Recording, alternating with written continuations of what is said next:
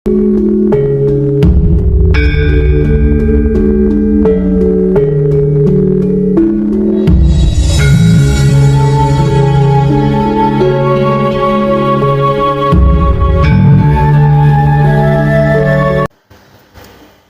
berdua dari mana?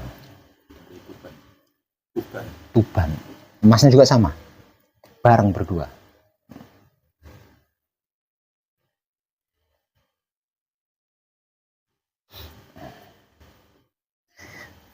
Tahu tentang saya dari YouTube Putra Romo Channel apa dari seseorang? Mulanya dari seseorang di grup sebelah lalu saya potong.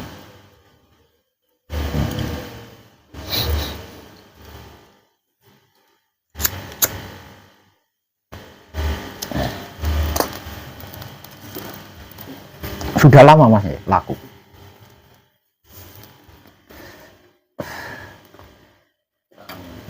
2-3 bulan.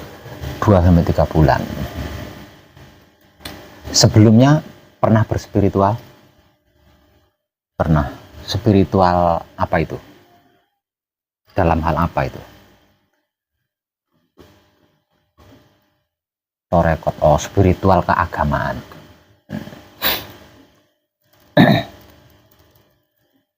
Masnya juga sama mas? Malam ini di tahapan apa panjenengan berdua? Patrap Samadhi Manunggal Jati.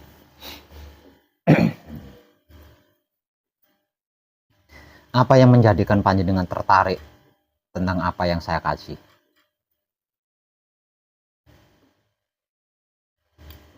Padahal panjenengan pernah berspiritual agama.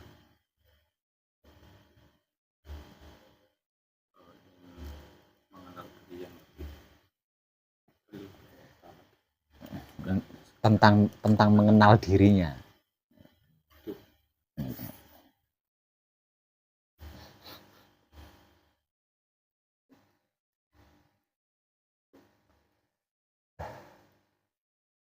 Tapi ada banyak nggak video-video saya yang panjenengan simak? Ada banyak, lumayan banyak. Pernah ketemu nggak dengan video yang di dalamnya saya ngomong, mas ini sulit banget loh, ini sulit banget. Pernah ketemu? Ini nggak gampang, ini nggak remeh. Jangan gampang percaya, jangan gampang tertarik. Pernah ketemu video yang saya di dalamnya ngomong gitu, pernah ya?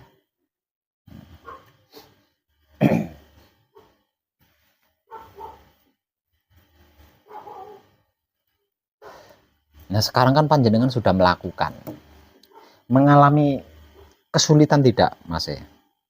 Dari Tuban ya, mengalami kesulitan tidak? ketika samadhi Nah, ketika sakit, kalau diamnya? pikiran selalu lagi. Ya, mengalami kesulitan enggak maksudnya? Soalnya kalau yang namanya torekoh itu kan menghadirkan kan, entah itu ketika wirid atau ketika dzikir atau ketika kan sistemnya kan menghadirkan, bukan mendiamkan diri. Makanya di dalam tafakur ya termasuk di dalam tarekot itu sendiri kan nggak ada upaya diam ya. Nggak ada upaya diam, bahkan di setiap saat hati itu harus berzikir kan gitu ya kan. Hati itu nggak boleh terisi dengan yang lainnya, harus diisi dengan nama Allah, katakanlah salah satunya kan nama Allah atau nama Nabi atau nama siapa kan gitu. Itu dibuat zikir di dalam hati terus di sepanjang hari kan. Artinya kan nggak ada bentuk upaya diam. Nah di sini diam adalah menjadi inti. Nah itu jadi mengalami kesulitan gitu. Nah.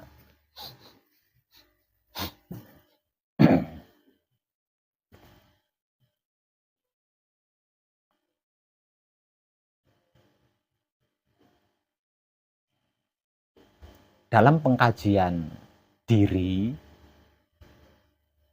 menggunakan metode manunggaling kawula Gusti atau manunggaling wahyu pancagaib dan berlandaskan wahyu pancalaku atau iman.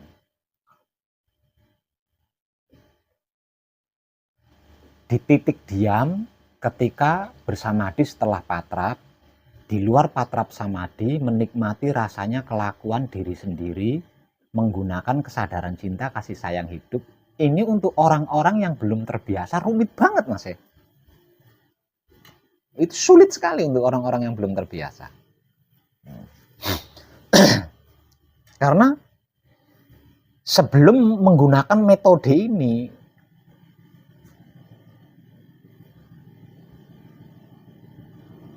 itu kita nyaris tidak tidak diarahkan ke diam.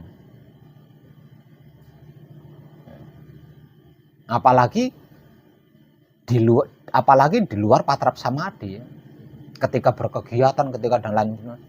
Nah, kita diarahkan untuk fokus sama pekerjaan, fokus sama kegiatan dan lain sebagainya.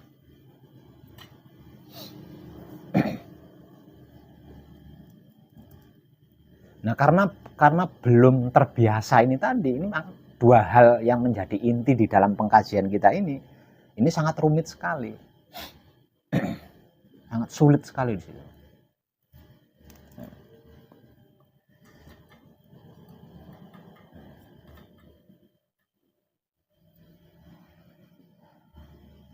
Lah dua hal yang saya maksud itu tadi, itulah intinya wahyu pancalaku atau iman.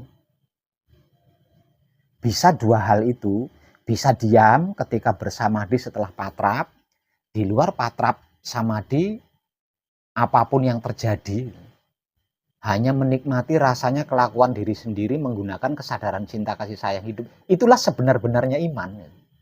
Kalau belum di dua hal itu berarti belum beriman. Belum berwahyu pancalaku.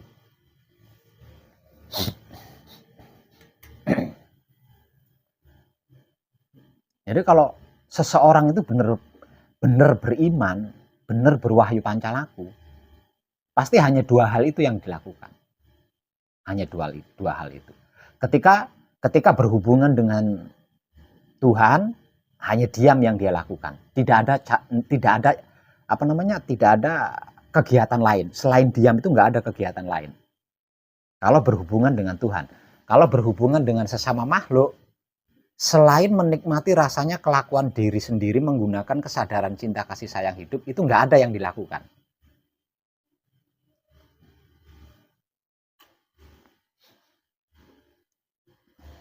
Nah, kita belum terbiasa di dua hal ini. Kebiasaan kita ketika kita menghadap Tuhan, kita sibuk dengan kepentingan pribadi kita. Ketika berhadapan dengan sesama makhluk hidup, kita sibuk mengontrol orang lain, bukan mengontrol diri sendiri. Nah, ketika kita berhadapan dengan sesama makhluk, kita sibuk mengontrol makhluk-makhluk lain, bukan mengontrol dirinya sendiri. Nah, ketika berhadapan dengan Tuhan, kita sibuk dengan diri kita sendiri. Nggak peduli tentang Tuhan, nggak peduli soal Tuhan.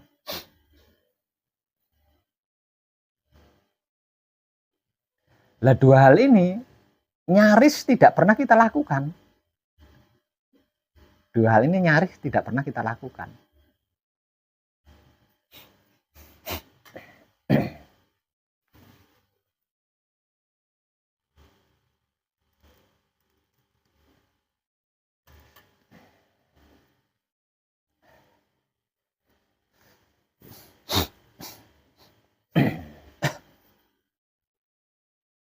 Nah, Berbon, ada pertanyaan terkait itu. Tentang itu ada pertanyaan enggak?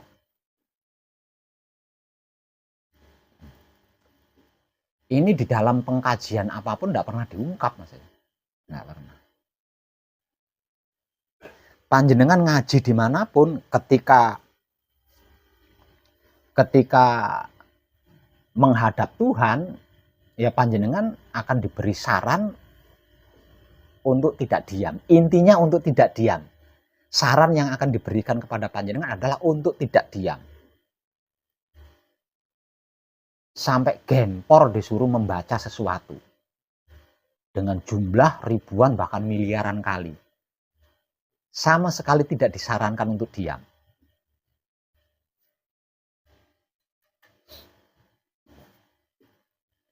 Sedangkan di luar patrap samadhi, panjenengan akan disarankan untuk memperhatikan apapun yang ada di sekeliling panjenengan.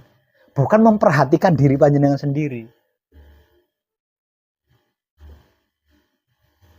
Karena ketika kita memperhatikan apapun yang ada di depan kita, di sekeliling kita, kita akan mengetahui apakah yang ada di depan kita itu orang jahat apa bukan, orang banyak dosa apa bukan. Nah, itu saran-saran seperti itu yang diberikan. Bukan ketika berhadapan dengan apapun, memperhatikan diri sendiri agar supaya jeleknya kita sendiri itu kita bisa tahu, kekurangan kita sendiri itu kita bisa tahu. Tidak diberi saran seperti itu. Nah, itulah yang membuat kacau dunia selama ini.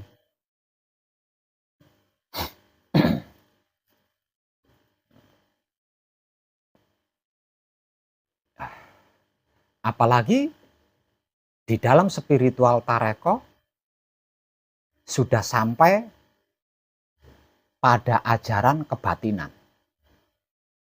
Pasti yang dicari-cari adalah isi hatinya orang lain.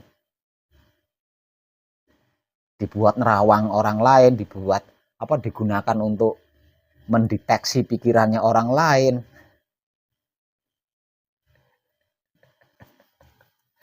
Jangankan kepada Tuhan, ke dirinya sendiri aja enggak malahan.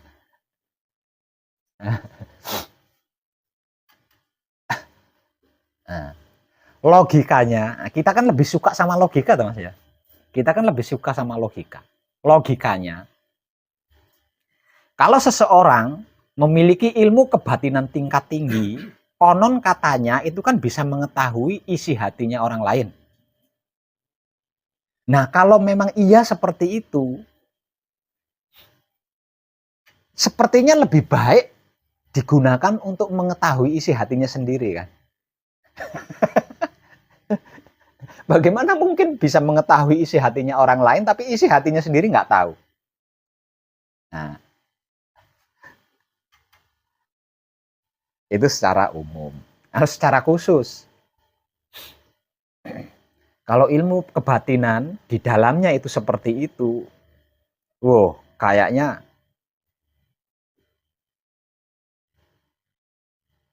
bisa digunakan untuk menembus Tuhan kan. Bukan untuk yang lainnya kan. Ya. Daripada menembus alam gaib, mengetahui gerandong, pocong, mak lampir, lebih baik digunakan untuk menembus surga agar mengetahui di mana posisi Tuhan berada. Kan ngono jan. Logikanya kan seperti itu.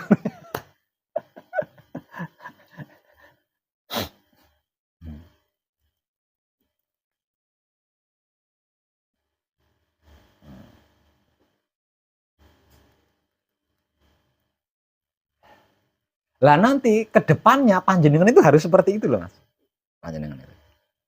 Kalau tidak, jenengan akan masuk ke dalam ranah luput. Tidak tepat. Lah di situ panjenengan bisa disentuh karma. Artinya nggak ada bedanya dengan yang lain-lain.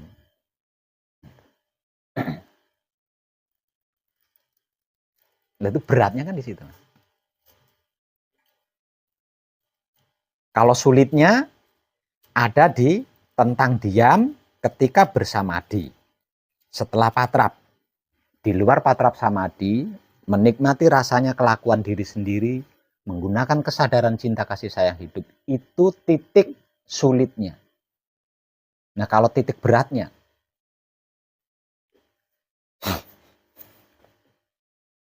berlaku seaslinya, ini yang berat Mas. Itu berat banget itu. Berlaku seaslinya.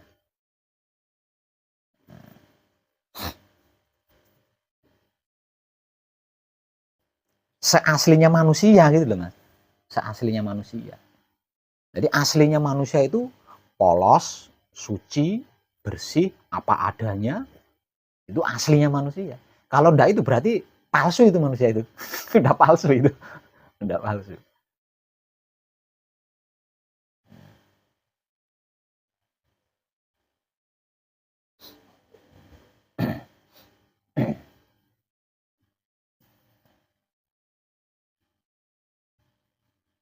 Sesungguhnya pengkajian apapun, apalagi itu tentang diri. Pengkajian apapun, apalagi itu tentang diri, tentang kajian diri. Bahkan tentang ilmu kesaktian, ilmu kanuragan, ilmu kebatinan termasuk di dalamnya.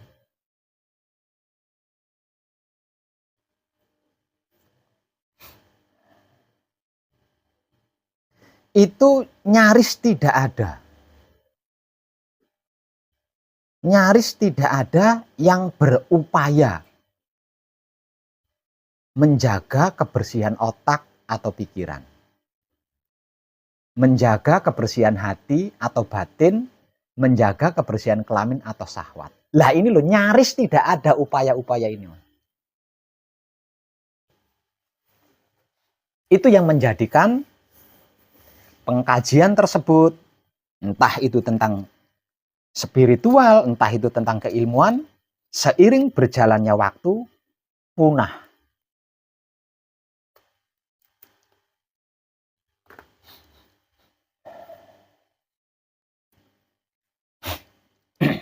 Padahal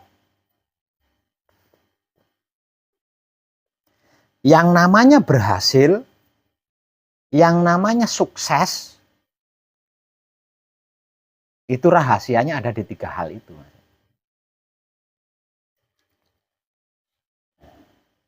Ada di 3 hal itu. Ada di otak atau pikiran yang terjaga kebersihannya. Ada di hati atau batin yang terjaga kebersihannya. Ada di kelamin atau syahwat yang terjaga kebersihannya. Ada di situ rahasianya. Bukan di ilmunya. Bukan di pengkajiannya. Tapi ada di praktek atau upaya tentang 3 hal itu. Itu rahasianya di situ. Kalau panjenengan pernah berada di dunia keilmuan, panjenengan pasti ngerti, paham, dan tahu bahwa yang disebut orang sakti itu bukan orang yang tidak mempan dibacok.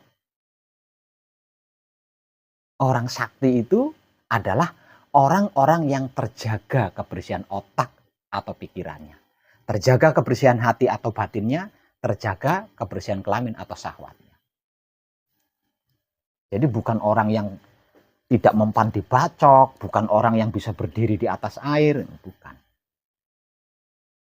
Itu masih belum sakti itu.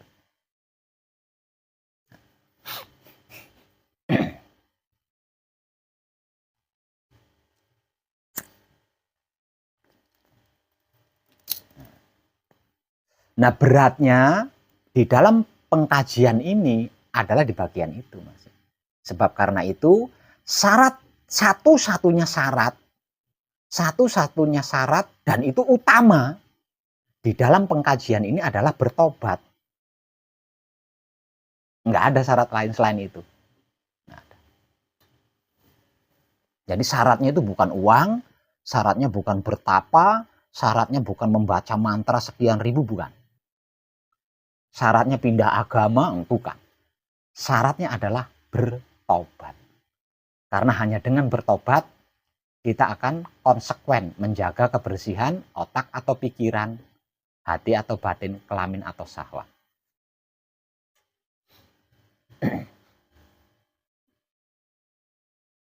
Lah, siapapun dia,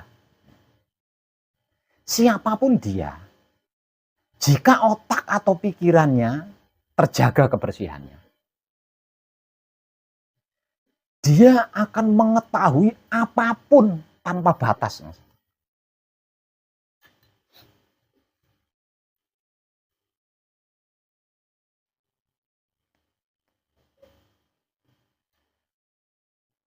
Kalau hati atau batinnya terjaga kebersihannya, dia bisa memahami apapun tanpa batas.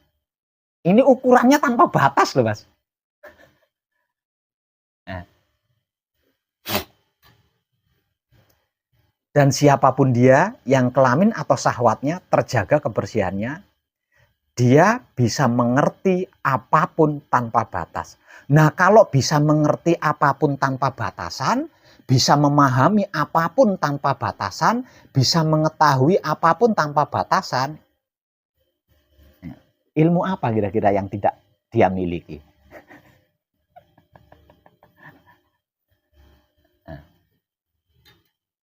Lah terus yang dimaksud Allah itu mau sembunyi di mana itu? Kalau sudah seperti itu, ya?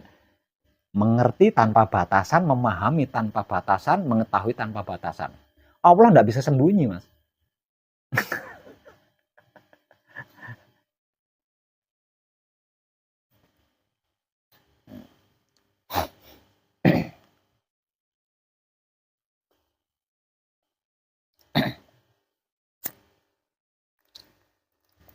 Nah, sesungguhnya rahasianya itu ada di situ, Mas. Rahasianya ada di situ. Walaupun panjenengan tidak pernah berguru kemana-mana, tidak pernah mengkaji diri dimanapun, tidak pernah. Tapi kebersihan otak panjenengan terjaga, kebersihan hati panjenengan terjaga, kebersihan kelamin atau syahwat panjenengan terjaga. Wow, nggak ada yang panjenengan tidak tahu, yang panjenengan tidak paham, yang panjenengan tidak ngerti, itu nggak ada, Mas. Sebab karena itu di era para leluhur pendahulu kita itu sekolahan tidak ada, kampus tidak ada, pesantren nggak ada.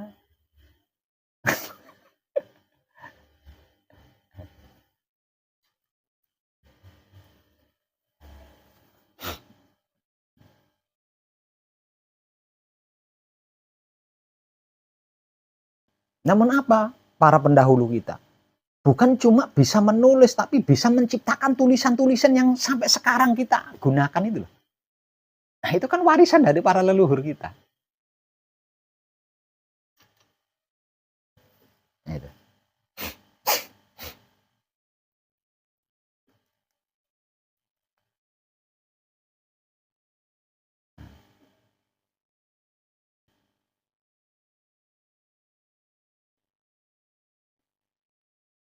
Jadi tentang hal yang lainnya itu tidak penting.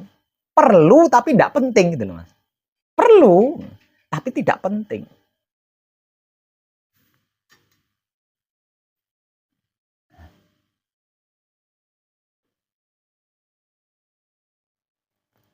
Yang terpenting adalah kebersihan otak atau pikiran kita yang terjaga, kebersihan hati atau batin kita yang terjaga, dan kebersihan kelamin atau syahwat kita yang terjaga. Itu yang terpenting dan utama.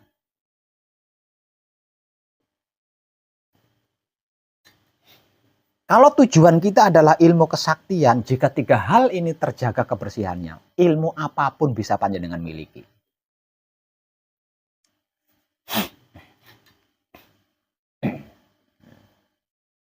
Itu rahasianya ada di situ.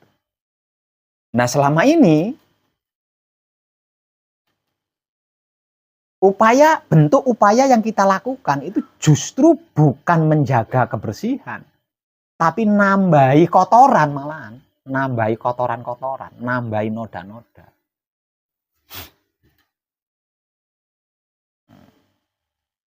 Nah, terus kenapa orang-orang yang terjaga kebersihan otak atau pikirannya, terjaga kebersihan hati atau batinnya, terjaga kebersihan kelamin atau syahwatnya, bisa memiliki ilmu pengertian tanpa batas, bisa memiliki ilmu pemahaman tanpa batas, bisa memiliki ilmu pengetahuan tanpa batas. Kenapa kok hanya menjaga itu tanpa puasa, tanpa tirakat, tanpa bertapa, tanpa membaca mantra, tanpa mengkaji itu, mengkaji ini? Kok bisa? Bukankah di dalam kitab-kitab spiritual sudah dijelaskan bahwa otak atau pikiran kita itu adalah Baitul Makmur. Otak atau pikiran kita itu adalah Baitul Makmur. Rumahnya Allah ketika Allah itu menciptakan sesuatu. Ketika Allah itu menciptakan sesuatu, dia bersinggasana di dalam Baitul Makmur. Lah Baitul Makmur ini apa? Baitul Makmur itu adalah otak atau pikiran kita. Nah kalau Allah itu bersinggasana di dalam otak kita, apa yang kita tidak tahu, Mas? Logikanya kan gitu. Namun bagaimana mungkin Allah akan bersinggasana di dalam Baitul Makmur kalau Baitul Makmurnya itu kotor, kan gitu.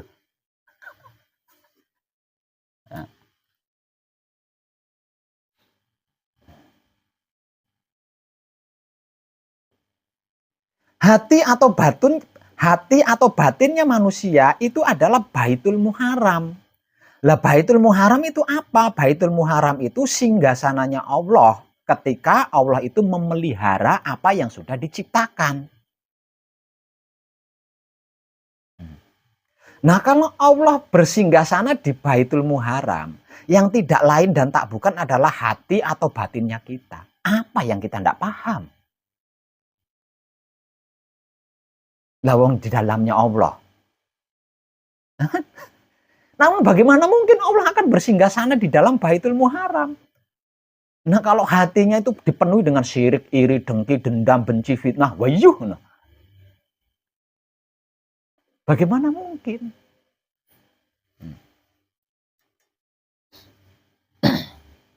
Kelamin atau syahwatnya manusia itu adalah Baitul Muqaddas atau Baitul Maqdis. Baitul Muqaddas atau Baitul Maqdis itu apa? Baitul Muqaddas atau Baitul Maqdis itu adalah singgasana Allah ketiga ketika Allah itu menyempurnakan apapun yang sudah diciptakan dan dipelihara tadi.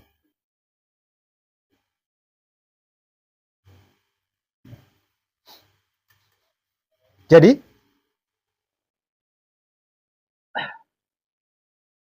kalau Allah yang bersinggasana di dalam Baitul Muqaddas atau Baitul Maqdis, yang tak lain dan tak bukan adalah kelamin atau syahwat kita.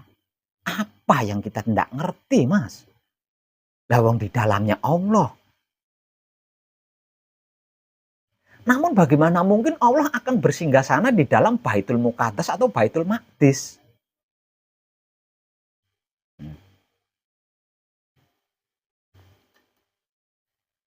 Kalau Baitul Maqdis atau Baitul Muqaddas atau Baitul Maqdisnya kotor.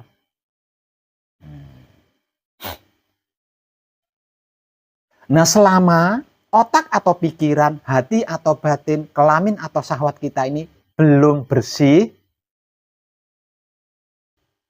kalau sudah bersih, kebersihannya tidak terjaga, maka selama itu Tuhan akan ada di luar diri kita. Maka selama itu Allah ada di luar diri kita. Maka di luar diri kita adalah alam semesta seisinya. Dan belum ada satupun makhluk yang bisa mengetahui seberapa luas alam semesta ini. Dan isinya alam semesta ini, seberapa triliun itu belum ada makhluk yang bisa mengetahui. Lah terus panjenengan mau nyari Allah di mana kalau Allahnya ada di luar? Lawang alam semesta itu luasnya tidak terjangkau, jumlah isinya tidak terhitung. Karena itu Allah dikatakan maha gaib. Selama Allah berada di luar diri, maha gaib. Namun kalau Allah sudah bersinggasana di dalam Baitul Makmur, atau bersinggasana di dalam Baitul Muharram, atau bersinggasana di dalam Baitul Muqaddas atau Maqdis, Allah itu sudah nggak gaib.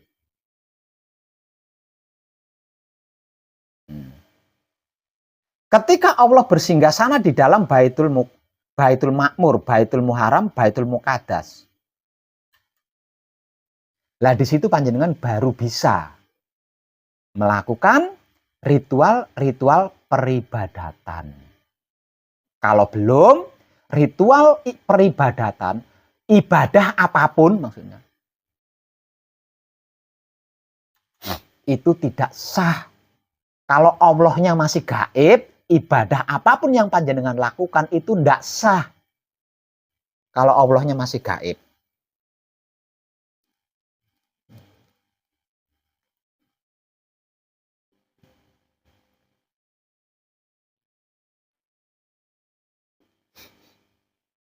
Jadi syarat beribadah adalah ma'rifatullah terlebih dulu.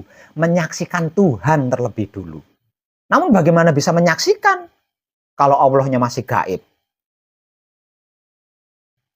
Nggak tahu di mana tempatnya.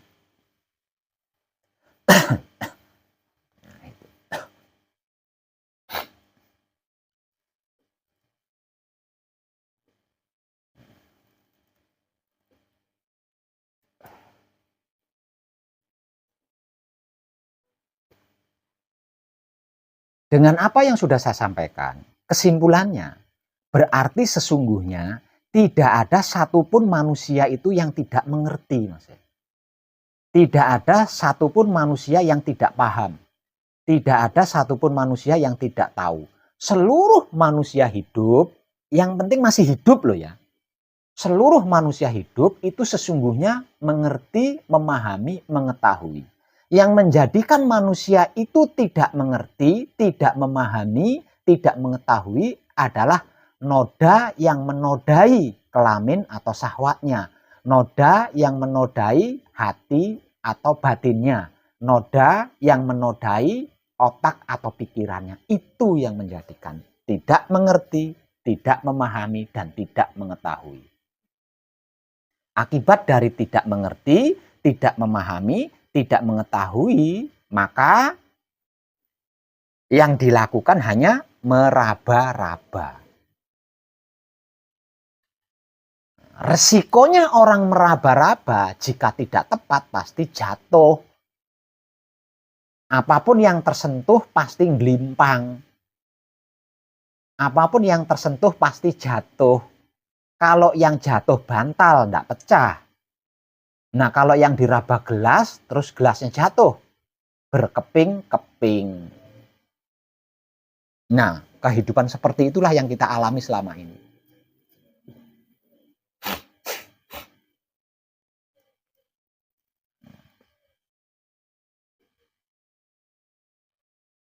Makanya nyaris tidak ada orang yang bisa mengerti, memahami, mengetahui kekurangan diri sendiri, keburukan diri sendiri, kejelekan diri sendiri, dosanya diri sendiri, karmanya diri sendiri. Itu nyaris jarang yang mengerti, memahami, dan mengetahui.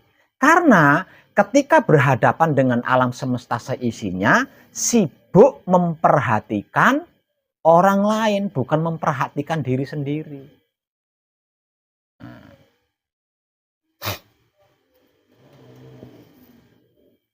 Nyaris tidak ada orang yang mengerti, memahami, dan mengetahui apa dan bagaimana itu Allah ketika menghadap Allah. Karena ketika menghadap Allah sibuk sendiri, Allahnya tidak dikasih waktu. Allahnya itu tidak dikasih kesempatan.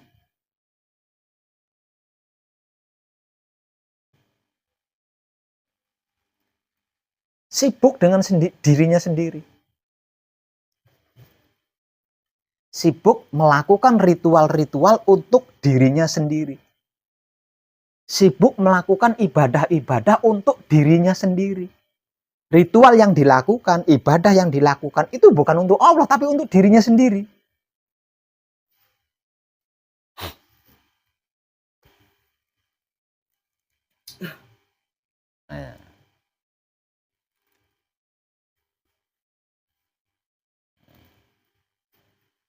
Kesimpulannya, sesulit apapun dua hal yang sudah saya sampaikan tadi di dalam pengkajian ini. Seberat apapun satu hal yang sudah saya sampaikan tadi di dalam pengkajian ini. itu bergantung dari seberapa bersih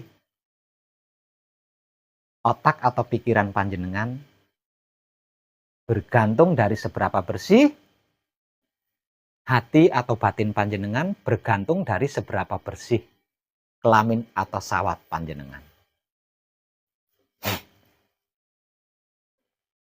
Semakin bersih, semakin mudah dan ringan.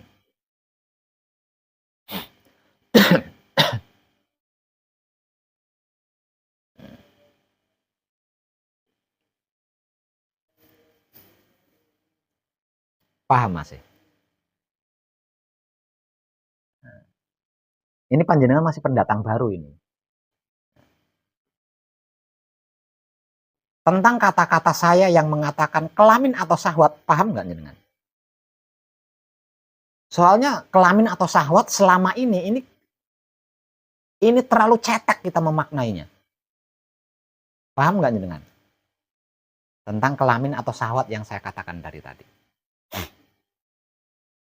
Kelamin atau syahwat yang saya katakan menurut panjenengan apa coba?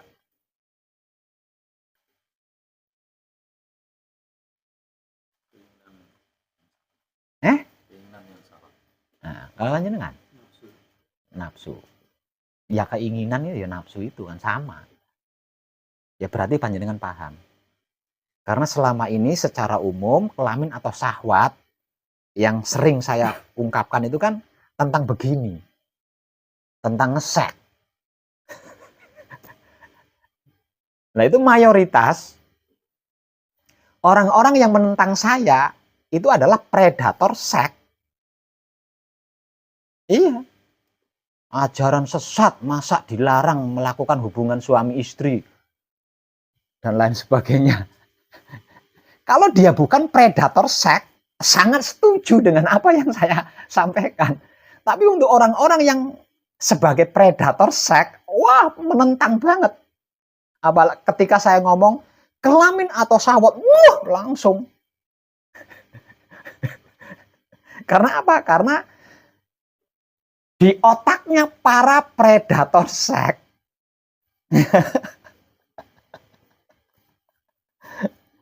memaknai kelamin atau syahwat itu adalah hubungan seks gitu loh. Padahal kelamin atau syahwat yang saya maksud itu adalah keinginan-keinginan. Nafsu-nafsu itu bukan seks. Tahu predatornya dengan ini diambang pintu peradaban manusia hidup di dunia yang hampir nutup ya. Pintunya itu sudah hampir nutup. Pintu tobatnya loh Mas ya, bukan pintu apanya. Pintu tobat itu sudah hampir sekali. Tinggal sedikit lagi udah nutup, krep, udah nggak bisa. Secara spiritual disebut-sebut sebagai di ujung ya, zaman atau di akhir zaman.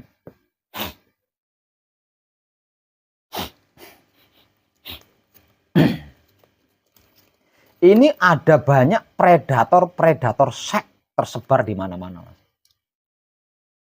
Jadi kalau imannya atau wahyu pancalakunya tidak kuat, pasti akan menjadi mangsa. Tidak laki-laki, tidak perempuan. Sama. Predator itu tidak laki-laki, tidak perempuan. Sama saja. Terang-terangan, vulgar. Bahkan menggunakan sistem dibayar. Asalkan mau. Ya ini yang suka melacur ini kesempatannya, ini kesempatan emas bagi untuk yang suka melacur, seneng jajan di sana-sana, ini kesempatan emas. Karena apa? Bukan beli tapi dibayar, Mas. Oleh para predator seks itu dibayar bukan beli.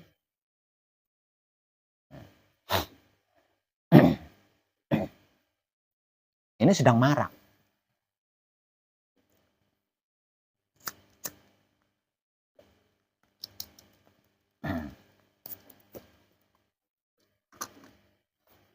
Ada pertanyaan, punya pertanyaan, coba tanyakan. Mungkin panjenengan selama ini punya pertanyaan, namun belum terjawab. Atau punya unek-unek yang belum terjawab.